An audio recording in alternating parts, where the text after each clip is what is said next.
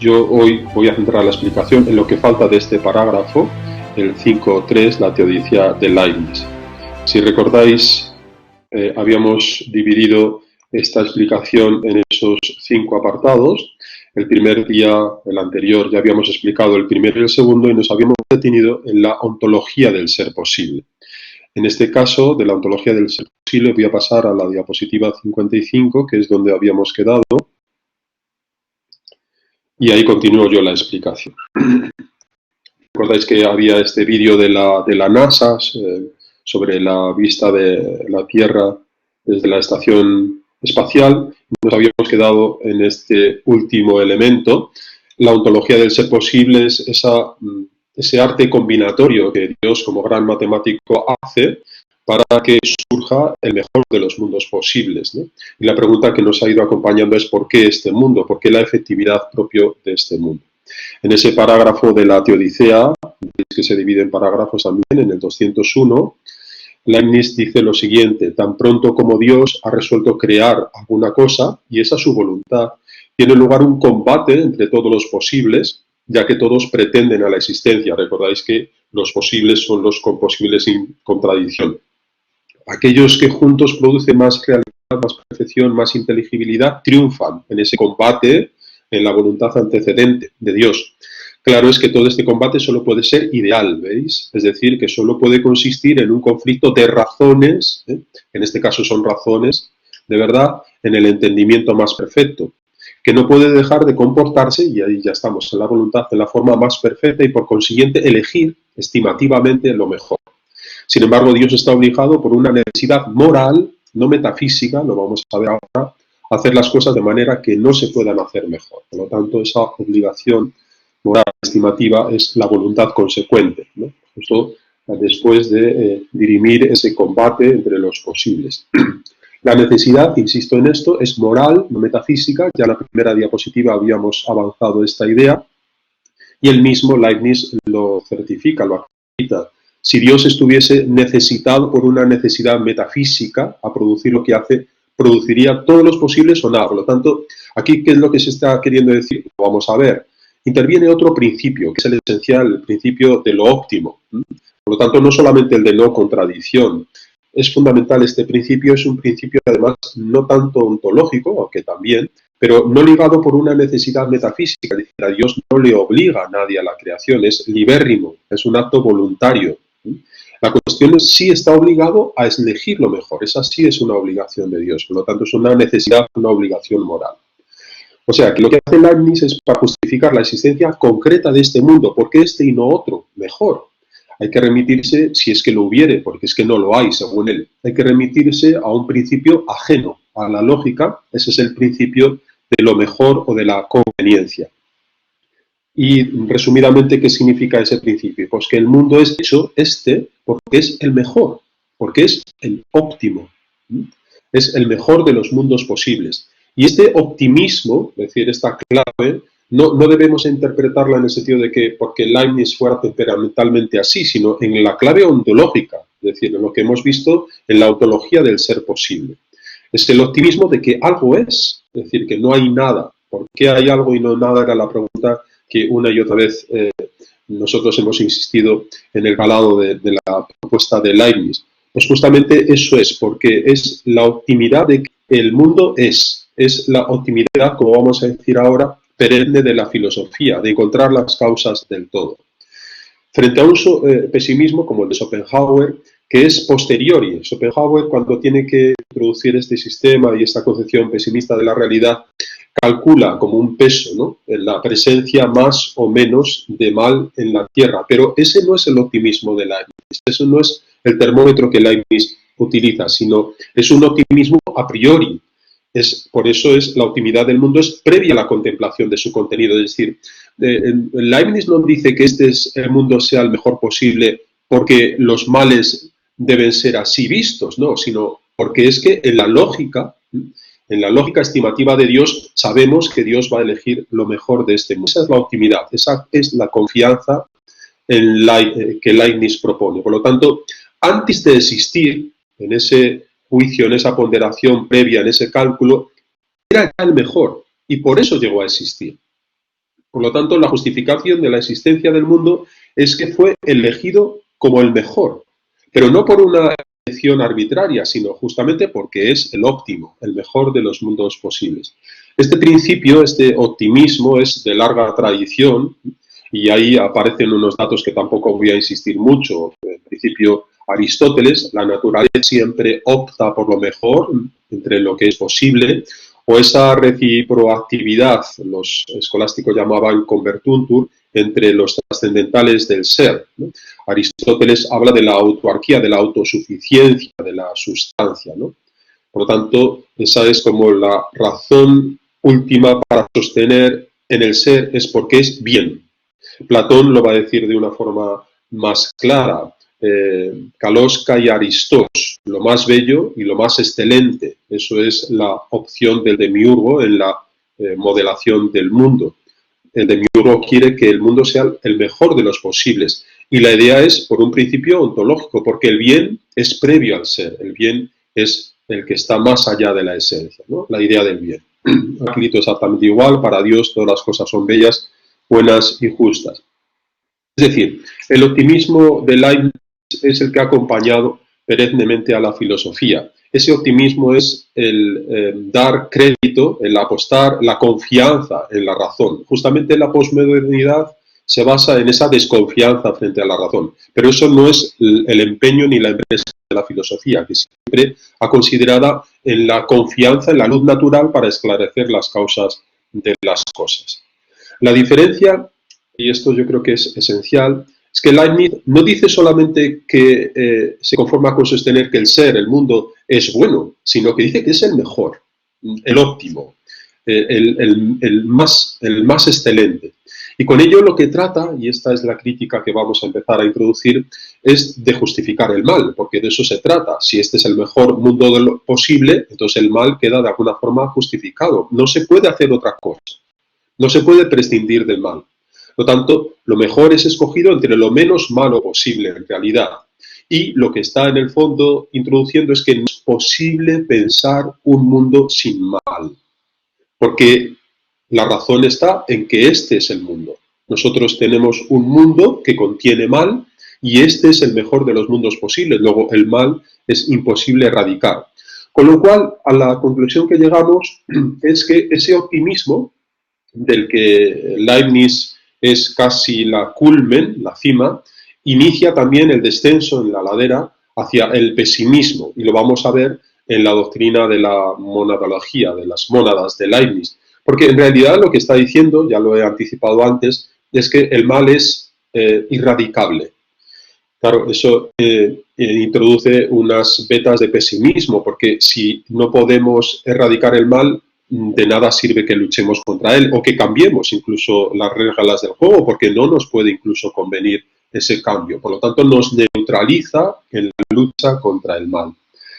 En efecto, la necesidad de concluir no solo en la existencia de la mónada, del cogito cartesiano, sino en la infinitud de mónadas, no voy a entrar en la doctrina de Leibniz sobre el asunto, conlleva, sí, lo que nos interesa a nosotros, la necesidad de la no adecuación entre ellas, es decir, que cada mónada posea un grado diverso de realidad y de perfección, por lo tanto, ¿no? Es decir, no hay una homogeneidad en el grado de perfección. La imperfección, si no hay distintos grados de perfección, es que hay cosas menos perfectas y por lo tanto también imperfectas, logra tocar a la mónada y esa imperfección va unida fundamentalmente o vinculada a la confusa perfección.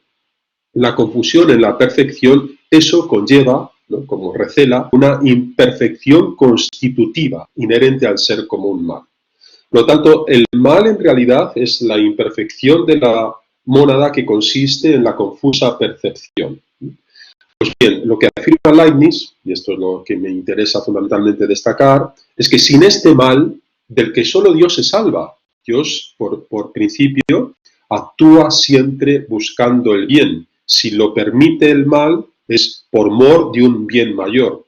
No habría nada. Esa es la conclusión. Es decir, que el mal es tan necesario que incluso lo lleva a justificar con estos modos tan radicales. No es que solamente lo permita, sino que el mal, en el fondo, es necesario. En los ensayos de Teodicea, como expreso ahí, asistimos a esa lucha de Dios por contrarrestar este mal constitutivo del ser, pero también a la necesidad de introducir la imposibilidad ontológica, que de eso es lo que hemos estado hablando, de poder eliminarlo absolutamente.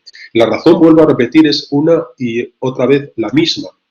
Es que si no se ha eliminado, es que no se puede eliminar, porque Dios siempre está actuando desde el vector del bien, siempre buscando el bien lo más excelente, lo más óptimo. Por lo tanto, tenemos que introducir la limitación en la omnipotencia divina, la necesidad que Dios mismo tiene que pactar, ese es el cálculo como matemático, para evitar un mal mayor. El mal es digamos, el mal que se permite es el único necesario para que algo exista, porque de no haber, de haber previsto un mundo sin mal, no existiría este mundo, porque si no, no se hubiera creado. Y leo ahí los textos, que es bien importante que reflexionéis sobre los mismos. Son textos, un par de ellos que voy a introducir, de la Teodicea. En realidad, teniendo como opositor, como dije desde el principio, a Pierre Bayle. Es la segunda parte de la Teodicea. La segunda parte de la Teodicea, Leibniz se dedica a contestar las objeciones que Pierre Bayle había hecho en las contestaciones de un provinciano a la obra de Leibniz, propiamente de la que él había dicho sobre las consideraciones en torno al bien y la omnipotencia de Dios. Y lo que hace ahí es introducir la tesis de Pierre Bayle y dar la contestación. De forma inmediata la vamos a ver. El texto es el siguiente, la figura, la numeración 14 se refiere a las objeciones de Pierre Bayle. El parágrafo 129 es el lugar donde se localiza esa objeción en la Teodicea. El parágrafo obedece a la cita de la Teodicea. La permisión, dice Pierre Bayle en la tesis, la permisión de cierto mal no es excusable. Veis que trata de objetar a las tesis de Leibniz. Sería excusable solo cuando no fuera posible remediarlo sin introducir un mal más grave. Pero, esta es la cuestión principal, no podría ser excusable nunca, esa presencia del mal, en los que tienen en su mano, se refiere a Dios, un medio eficacísimo contra este mal y contra todos los demás, en realidad, que puedan nacer de la supresión del mismo. La objeción de Pierre Bayle a los postulados de Leibniz es que si Dios, ¿cómo podemos decir que Dios no puede luchar contra el mal? Si Dios es omnipotente, de nuevo lo mismo, ¿no? Lo que dice Leibniz es lo siguiente de su contestación.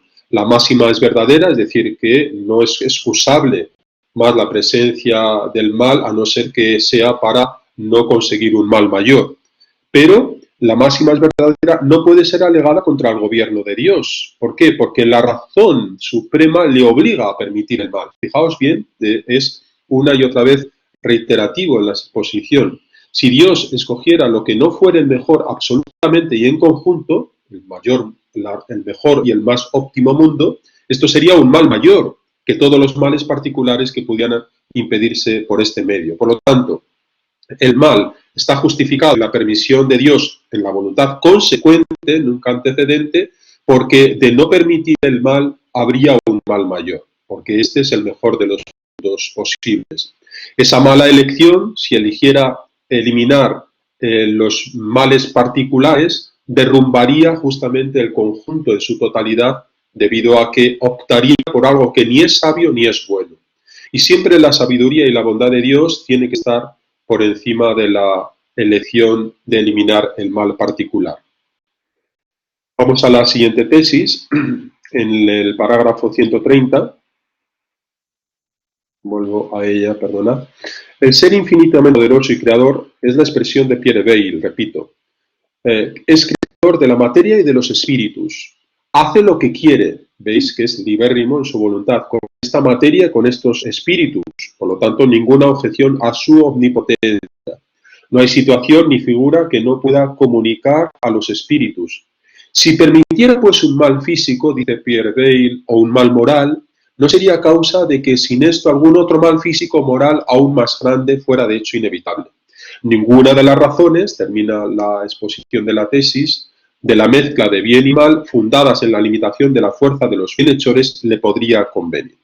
Es decir, ¿por qué Dios permite de lo mal si Él puede, porque es libérrimo y omnipotente con la materia y los espíritus? Lo que dice Leibniz en su contestación, reiterando su propia exposición, es lo siguiente. Es cierto que Dios hace con la materia y con los espíritus lo que quiere, no hay ninguna objeción, pero es como un buen escultor, pone este ejemplo, que no quiere hacer de su bloque de mármol más que lo que juzga lo mejor y juzga como bueno. Dios hace de la materia la más bella de todas las máquinas posibles y hace de los espíritus el más bueno de todos los gobiernos concebibles. Y por encima de todo esto establece para su unión la más perfecta de las armonías, siguiendo el sistema que yo he propuesto. Puesto que el mal físico y el mal moral, de los que ahora vamos a detallar los elementos principales, se encuentran en esta obra perfecta, en este mundo, contamos con la presencia del mal físico y mal moral, se debe juzgar, se debe terminar coligiendo, a lo que Bale, veis, asegura aquí, que sin esto, sin esa presencia de mal físico y mal moral, sin esto, un mal mayor todavía habría sido absolutamente inevitable. Este mal tan grande sería que Dios habría elegido mal. Contra esa tesis es con la que argumenta o contraargumenta siempre Leibniz. Si hubiera escogido de manera distinta la escogida. Tanto Dios estaba obligado a hacer el mejor de los mundos posibles. Es cierto que Dios es infinitamente poderoso, no hay ninguna objeción en presentarlo, pero su poder, y esto es esencial en la comprensión de la cosa, es indeterminado. El poder, la potencia de Dios, la bondad y la sabiduría son los que determinan a producir lo mejor. Por lo tanto, Dios puede antecedentemente hacer lo que te quiera o nada, pero consecuentemente, volvemos otra vez a esta conclusión, por su bien, por introducir la bondad y la sabiduría, está obligado a elegir el mejor de los mundos posibles, con las verdades ya no de razón, sino de hecho. En su radicalidad, Leibniz llegará a considerar lo siguiente. Hay verdaderamente dos principios y ambos están en Dios, que son los que antes hemos introducido en el párrafo final, a saber, su entendimiento y su voluntad. El entendimiento es la voluntad antecedente, en realidad. El entendimiento son las verdades de razón previas, el arte combinatorio, la mezcla posible, los composibles. La voluntad son las razones de hecho, consecuentes. El entendimiento provee el principio del mal, sin empañarse en su ser, es decir, sin ser malo, porque Dios no busca antecedentemente lo malo, siempre el bien. Ese mal representa las naturalezas como son en las verdades eternas, contiene en sí la razón por la que el mal es permitido, pero la voluntad no se dirige sino al bien, y esto es lo esencial.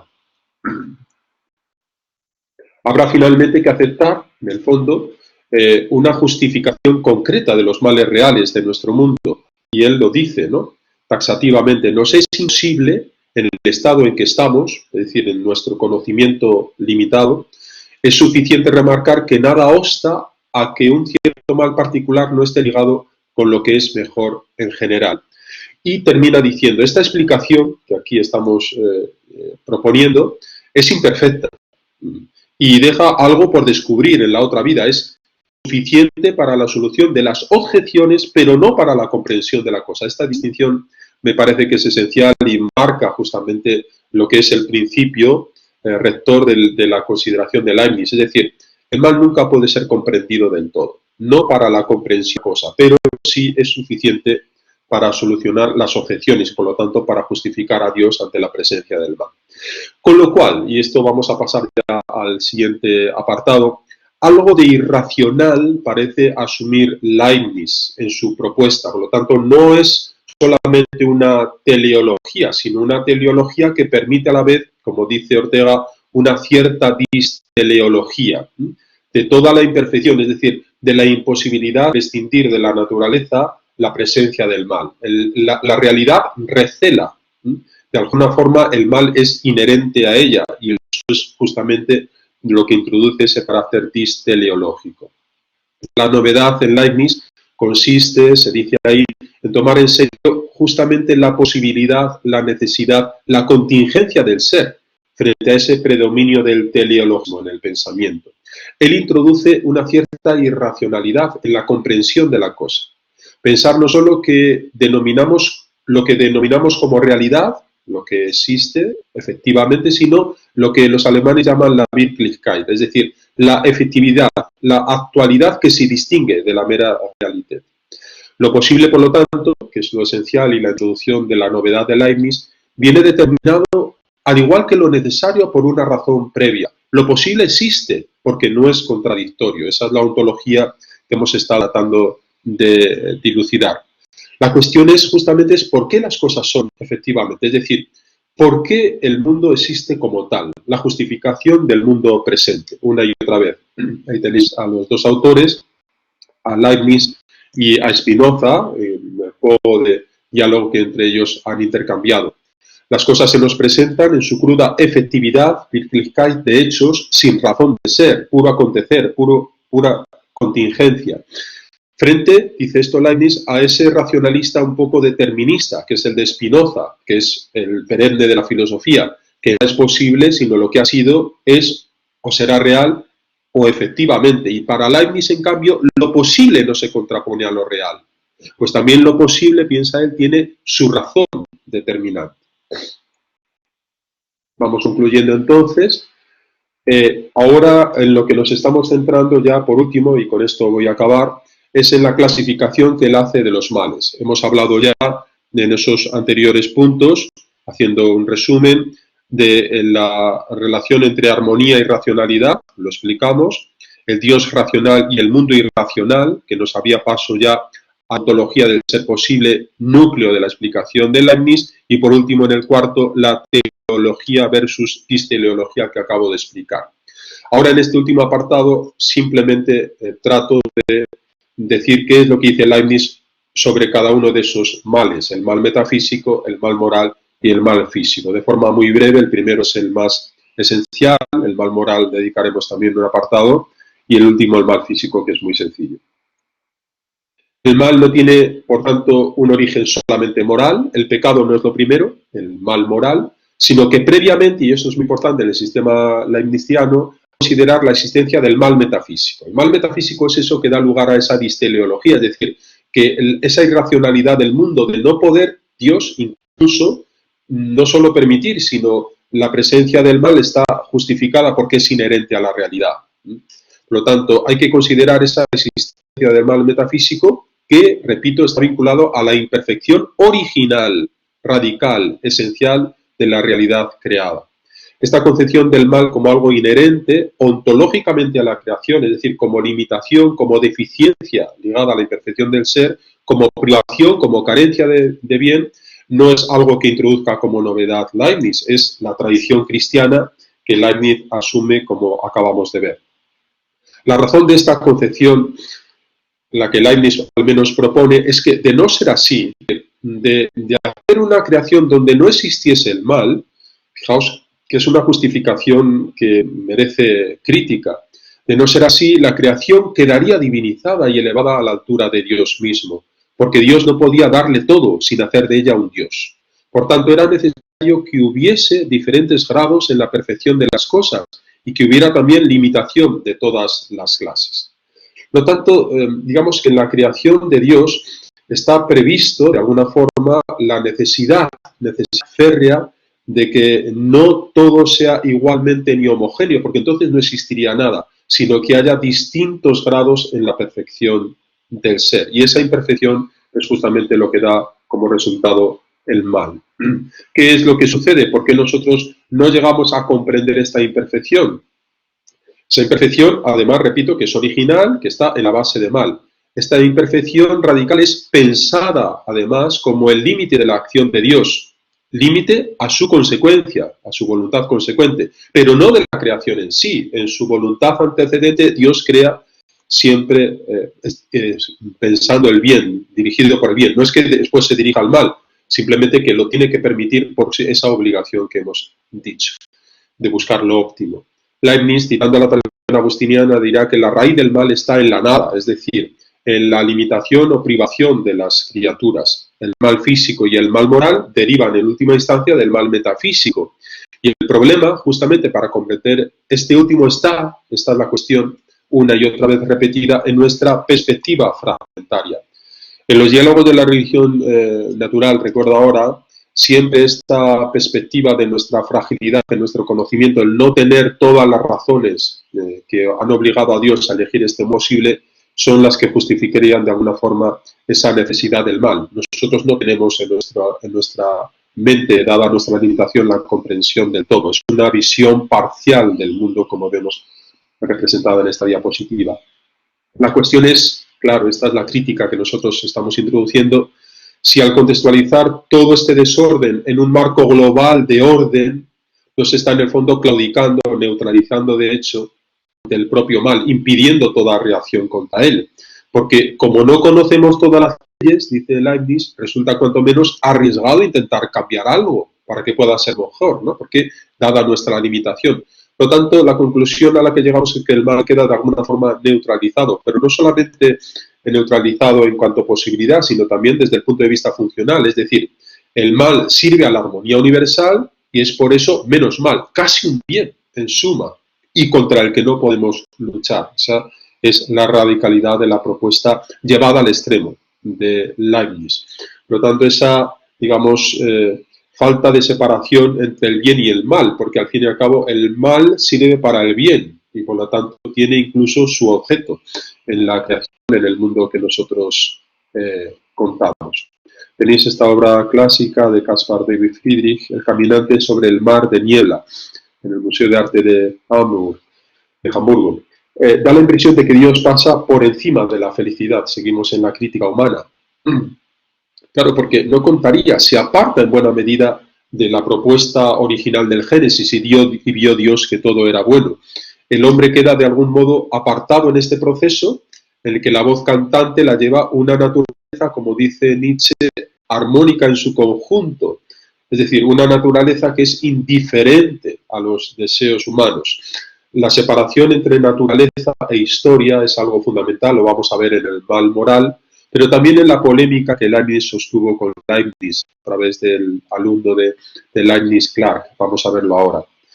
Algo importante ante esta tesis de Leibniz, nosotros introducimos nuestra propia intuición. Todos intuimos inmediatamente es la posibilidad de mejorar el universo, porque da la impresión de que la tesis de Leibniz nos deja inermes ante el mal.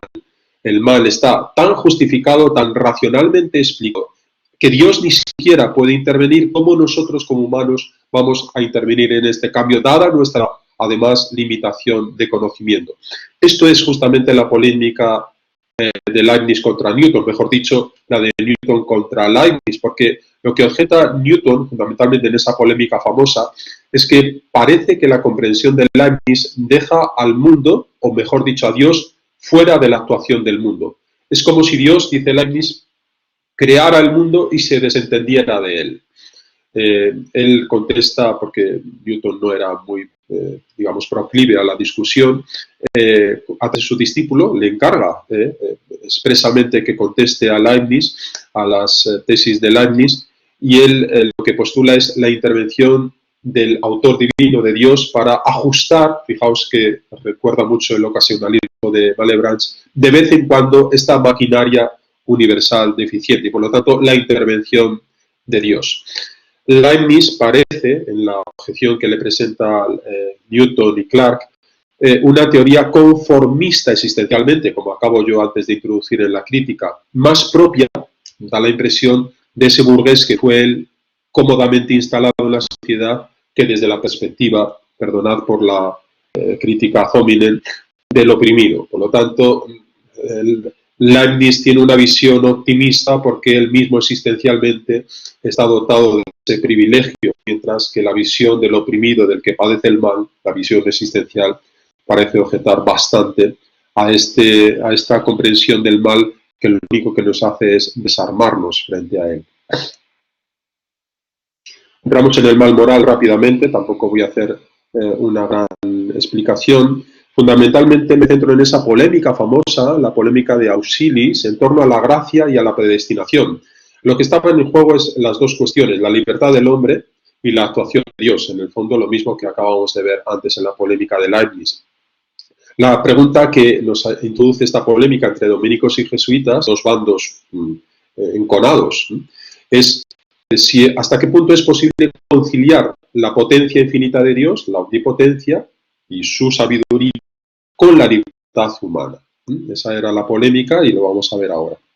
Los jesuitas, con Luis de Molina, el molinismo, a través de esa obra, reaccionan frente al fatalismo protestante de Lutero, tratando de salvaguardar la libertad humana. Es decir, Lutero y sobre todo el predestinacionismo de Calvino introducían la irracionalidad en el fondo y la, digamos, dificultad para reconocer las obras, que es propio de la Reforma, como un medio para la propia salvación. Es decir, Dios en su determinismo ha determinado quién se salva y quién no, y por lo tanto poco puede hacer en esta fatalidad el ser humano con su libertad.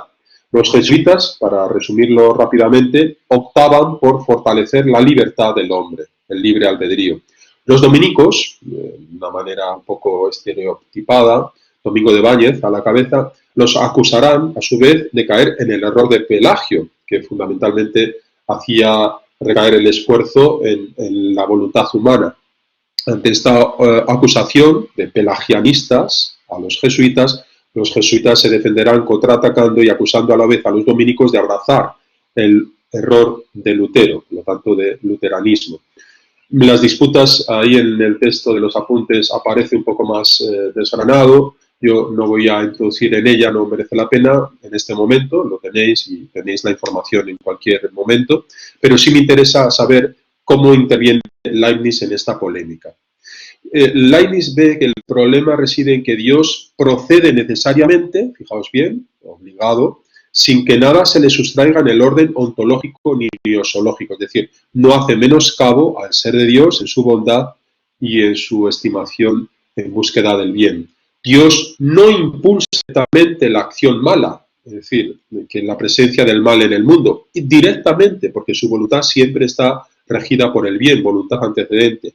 La prevé y la permite, necesariamente por la voluntad consecuente. La cuestión entonces es cómo compaginar esta bondad y su presciencia con la acción moral mala, con la presencia del mal. En este caso, el mal moral. Es decir, ¿por qué Dios ya digamos que puede hacer un mundo mejor en el mal metafísico, pero no podía haber creado al hombre mejor para que no estuviera incurriendo en el mal moral que es el pecado? Leibniz presenta de manera resumida las dos posturas de la época, una y otra que acabamos de ver, pero aquí de forma en la presentación que hace. Por un lado están los que niegan la santidad, la justicia de Dios, afirmando que Él es el que permite, ordena, incluso que se cometan acciones inmorales, y por otra parte los que piensan que Dios crea, no es que las permita directamente, pero sí crea las situaciones favorables que conducen al hombre a la acción moral. En cualquier caso, lo que dice Leibniz es que Dios se presenta en ambas posturas como el responsable último de la salvación o de la condenación del hombre, lo cual no es de recibo. El problema teológico es por qué la salvación como don de Dios solo alcanza a unos pocos y no a todos, predestinación, o por qué Dios permite el pecado, que esa es la gran pregunta, conociendo por su presciencia, conocimiento previo, las consecuencias que este pecado acarrea. ¿No hubiera sido posible crear al hombre de tal forma que no estuviera en la tendencia hacia el pecado? Esa es la cuestión fundamental. El intento de Leibniz consiste justamente en conciliar la necesaria actuación divina con la imprevisible contingencia, que es el mal. Y el punto de partida va a ser siempre la libertad humana. Una libertad, esas son las consideraciones que Leibniz va a introducir sobre la misma, que es una libertad que hemos considerar limitada, condicionada es la palabra más perfecta para definir lo que él está queriendo decir, pero que es real, que es el auténtico origen del mal moral. O sea, el origen del mal moral está en la libertad humana, es la voluntad del hombre. Leo el texto, parágrafo 288. Hemos presentado que el libre albedrío es la causa próxima. Esta distinción es muy importante. La causa directa del mal de culpa y a continuación del mal de pena, la consecuencia. Aunque es verdad que la imperfección original de las criaturas, lo que hemos dicho, el mal metafísico, se encuentra representado en las ideas eternas, es la causa primera, la más lejana o remota. Por lo tanto, la causa próxima, directa del mal es la voluntad, arrancando del libre albedrío del hombre, por lo tanto la voluntad que le permite pecar y hacer el mal, aunque todo está regido por ese mal presente inherentemente, el mal metafísico. Lo que dice Leibniz es que el hombre es libre, fijaos bien, porque contradictoriamente dice que está predeterminado internamente. Esta predeterminación, ¿cómo la entiende? Pues depende de la constitución del carácter del sujeto. Dice él, los sentidos nos suministran pensamientos confusos, estamos sometidos a las pasiones, en tanto que nuestras percepciones son confusas. Ciertamente tenemos no la libertad deseable, pero podemos decir por San Agustín que tenemos la libertad de un esclavo, pero de un esclavo que a pesar de todo no deja de tener la libertad de escoger. Por lo tanto, somos libres aunque condicionados. O sea que la libertad en el hombre es limitada, como hemos dicho, condicionada, pero puede elegir. Y de aquí la presencia del mal moral. Por tanto, la presencia moral está vinculada fundamentalmente al libre albedrío, a su propia voluntad. La posición de Leibniz en este punto es muy cercana, lo vais a ver cuando estudiéis el tema de Kant, el mal radical que él introduce. Perdonad. Leibniz va a completar su explicación con una propuesta más teológica, y es justamente esa libertad predeterminada, ese pecado original que corrompe al hombre, que le ha conferido esa tendencia a pecar. Considera que la libertad de la criatura es la causa del mal moral, que acabamos de decir, pero sin esa libertad no habría seres racionales, y eso es lo que justifica que Dios haya permitido el libre albedrío en el ser humano. Porque el libre albedrío es un bien mayor que el mal que acarrearía la falta de esa libertad. El mal originado por la libertad es un mal menor, si queréis en otra versión, si lo comparamos con el bien de crear seres racionales. Por lo tanto, no es posible un mundo de libertad en ausencia de mal moral. Esa es la primera tesis. Y Dios no puede elegirlo, por lo tanto. Porque Dios elige un bien mayor, y el bien mayor es dotar al hombre de libertad. La perfección de lo mejor, vuelve a ser otra vez el criterio, se impone a la visión cristiana de un mundo bueno por amor. El bien del conjunto exige ese sacrificio del mal concreto, en este caso es el mal moral o el pecado. Por último, una última diapositiva ya con la que concluyo el mal físico. El mal físico es el que padecemos, es el dolor, el sufrimiento, el disgusto, la incomodidad, lo que nos desagrada en contraposición al bien físico, ¿no? Al tender a un planteamiento, como hemos visto, abstracto sobre el problema del mal, es lógico que Leibniz otorgue menos importancia a este aspecto del padecer el mal, que es el aspecto existencial del mismo. El planteamiento se resume en lo que sigue. Puede decirse que el mal físico, que Dios lo quiere muchas veces como una pena debida por la culpa. Por lo tanto, el mal físico de alguna forma es un instrumento que nos sirve para buscar la mayor perfección. Con frecuencia, dice él mismo, es un medio propio para un fin, esto es, para impedir males mayores o para obtener mayores bienes. La pena, que es la que conlleva el mal físico, produce además la enmienda, sirve de ejemplo. El mal, de alguna forma, sirve a menudo para gustar mejor el bien, para una mayor perfección del que lo sufre.